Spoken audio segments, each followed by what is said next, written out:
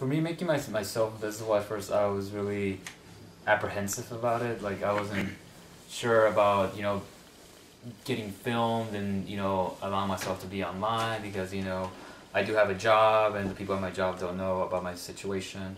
So at first I was very apprehensive, but like I think part of me reached the point where it was just, it was, like there's no turning back after this point. So I'm just gonna go ahead and do it because the movement has picked up so much speed. So much steam that it just felt right, to almost come out and tell my story online.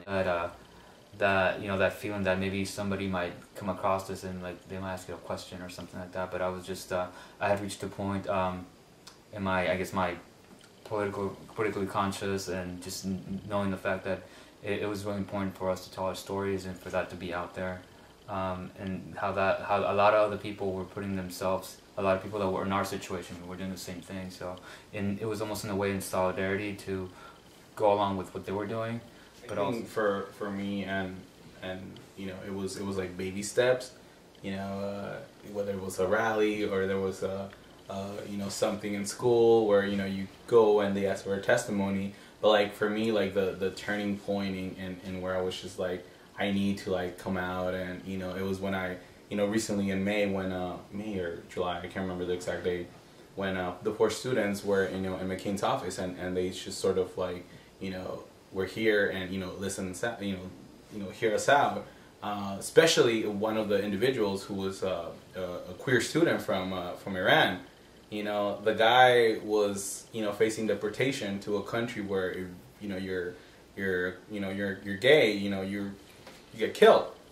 And as a queer individual myself, when I saw that, I was like, this guy is he's risking his life for this.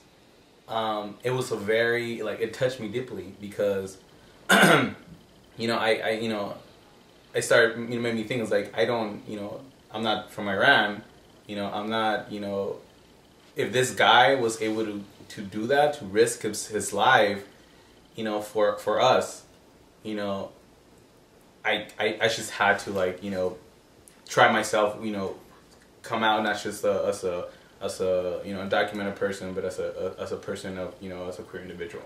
I think it gives strength to the movement as a whole. What the DREAM Act came up to a vote, to be attached to another bill back in September, and months prior to that, there was a huge push from everybody, like the McCain sit-in, people blocking Wilshire Boulevard in LA. There was just a huge push, and the media was all over it. People were exposing themselves, and once that vote came in and it didn't get attached, it didn't pass. For me, that was a wake-up call that I need to help these people push that message through. They were doing such a great job, but the more the better. And so that's when I realized that even my voice, me just as one individual, can help this movement